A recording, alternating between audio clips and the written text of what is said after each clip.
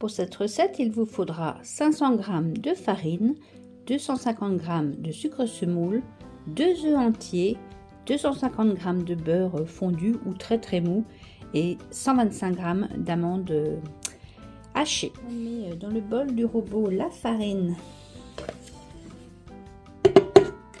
et le sucre.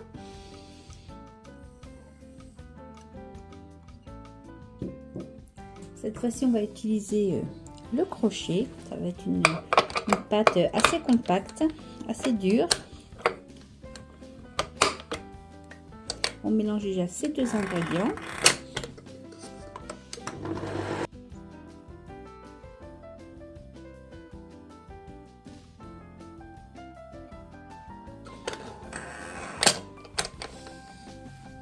On ajoute les amandes hachées en poudre. Pareil, on mélange un petit coup.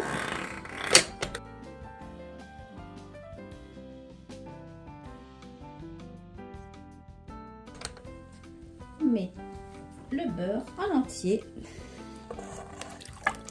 C'est une recette simplissime quand on a les bons appareils, surtout pour après pour créer le spritz en lui-même.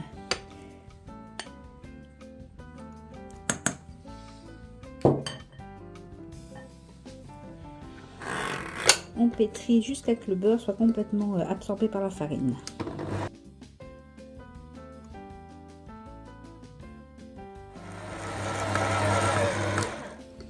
Puis on rajoute les 2 œufs en entier.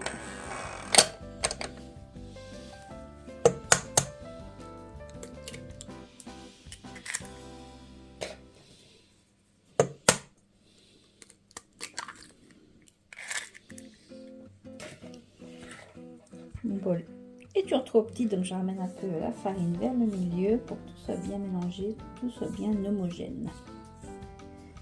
Et c'est reparti pour un petit coup de pétrin.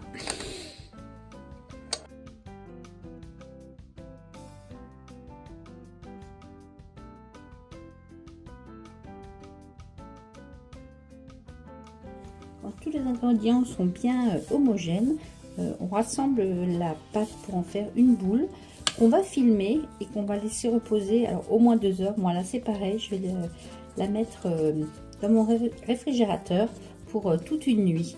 Ainsi les corps gras vont bien se mélanger, vont bien imprégner les grains de farine et c'est ce qui donnera demain quand on fera, enfin tout à l'heure pour vous sur la vidéo, quand on fera avec la machine exprès pour la machine à viande, c'est beau piquant. Quand on les fait à la douille, les piquants sont pas aussi beaux. Il faut vraiment que ça fasse comme un petit hérisson.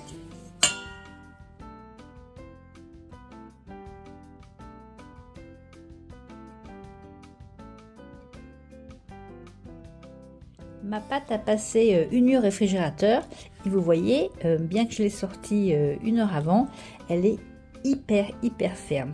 Et bien sûr cette pâte ne peut pas passer dans une poche à douille, il faut un peu un instrument de torture. Alors je vais vous montrer en quoi ça consiste. Il faut une lame, une grille, une vis sans fin, une manivelle,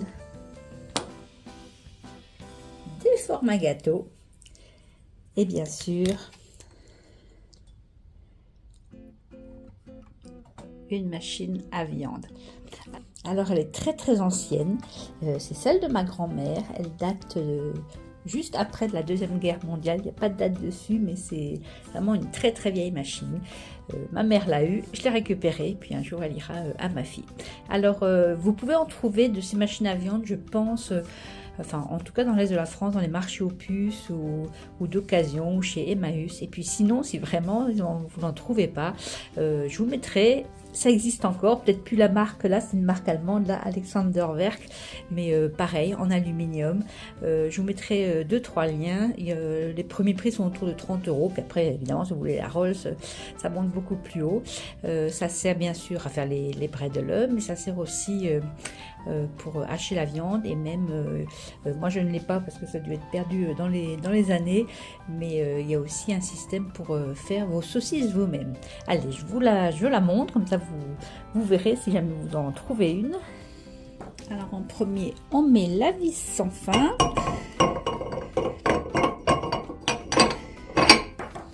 On met la lame côté coupant vers l'extérieur. Dans les nouvelles machines, vous aurez le mode d'emploi pour monter, mais si vous en trouvez une d'occasion, comme ça vous saurez comment la monter.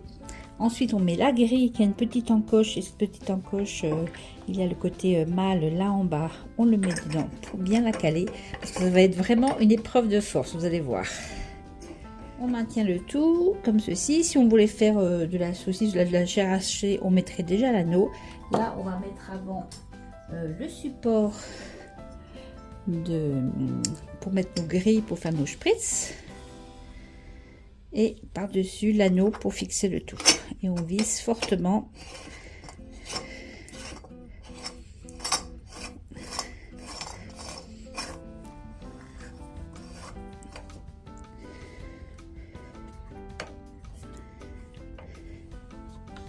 Ensuite, on met notre manivelle.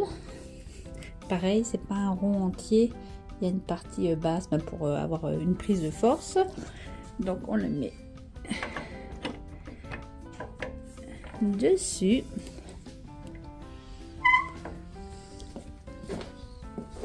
Et enfin, la petite vis pour fixer notre manivelle. Donc, si vous en trouvez une d'occasion, vérifiez bien qu'il y ait toutes les pièces, parce que s'il manque la vis ou une des pièces, votre machine ne fonctionnera pas. Et voilà, et en actionnant, la vis sans fin va pousser la pâte vers l'extérieur. Et enfin, les lames, vous voyez, celles-ci aussi sont d'époque, elles sont un peu vieilles. Et pour les spritz, il y a différentes formes. Pour le spritz, c'est l'étoile qui a les côtés comme ça, les plus pointus, une étoile à 6 branches. Donc ça, on le glisse dans l'appareil là. Pareil, si vous habitez par chez nous, en Alsace, en tout cas je suis sûre, j'en ai vu, j'en ai même vu dans mon Super U, ils les vendent. Elles sont un peu plus petites, mais pareil, elles sont en alu et franchement, elles font le job.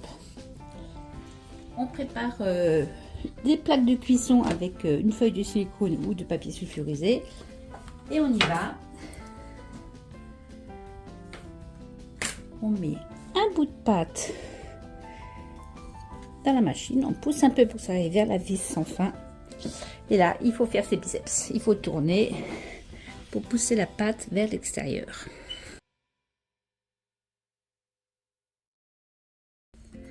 Pas se coincer les doigts. Je vous montre juste. Voilà, ça pousse la pâte. On en remet. Au début, il faut alimenter toute la machine.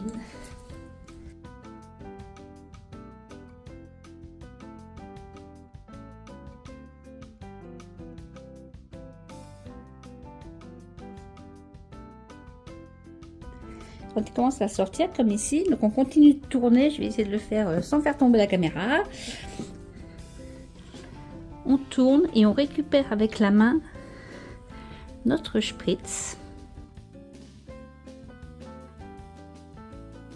Et quand il fait à peu près comme ça 10 cm, on le casse et on le met sur notre plaque. Et c'est pour ça qu'il faut faire ça avec une pâte bien dure. Parce que pour avoir des jolis piquants, si la pâte est trop chaude, trop molle, vous n'aurez pas les jolis piquants hérissons caractéristiques au spritz.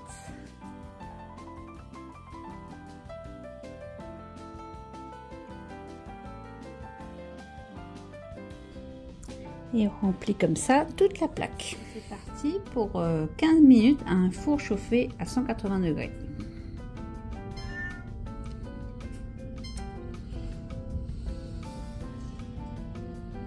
J'ai passé toute ma pâte, pourtant il va en rester pas mal ici dans le corps après la lame. C'est dommage de gâcher. Alors ma petite astuce, soit vous jetez, soit vous mettez 2 tranches de pain de mie ou un bout de baguette. Et ça va pousser le reste de pâte. À un moment, vous allez voir, la couleur va changer. Je vais les faire quand même, je vais les cuire quand même. Je ne vais pas les offrir, ceux-là, je vais les garder pour moi. Et ils sont très bons, ils sont moins sucrés. Il suffit de mettre un peu dessus de confiture ou de miel et ils sont très bons aussi.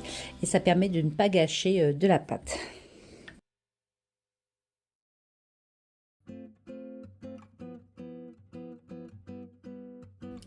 au début, on a encore toute la pâte sans le pain. Et bientôt, la couleur va changer.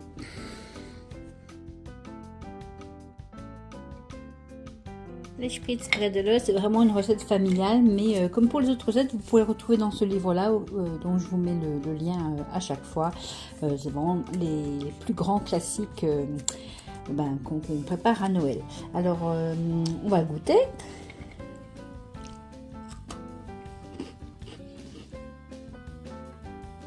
C'est un classique, certes, mais vraiment, c'est aussi un de mes préférés. C'est inratable, ils ont toujours beaucoup de succès. N'hésitez pas à essayer de les faire. Comme vous l'entendez, je suis toujours encore un peu prise. Pour l'accompagner aujourd'hui, je me suis fait une tisane confort de la gorge. Ça va bien aller avec. Voilà, je vous mettrai donc en barre d'infos des liens pour voir où trouver ces machines, ou au moins savoir à quoi elles ressemblent, quelles sont les marques, si vous les trouvez ailleurs que sur Amazon. J'espère que cette recette vous aura plu. Et puis je vous dis à demain pour la prochaine. Salut Bissomme!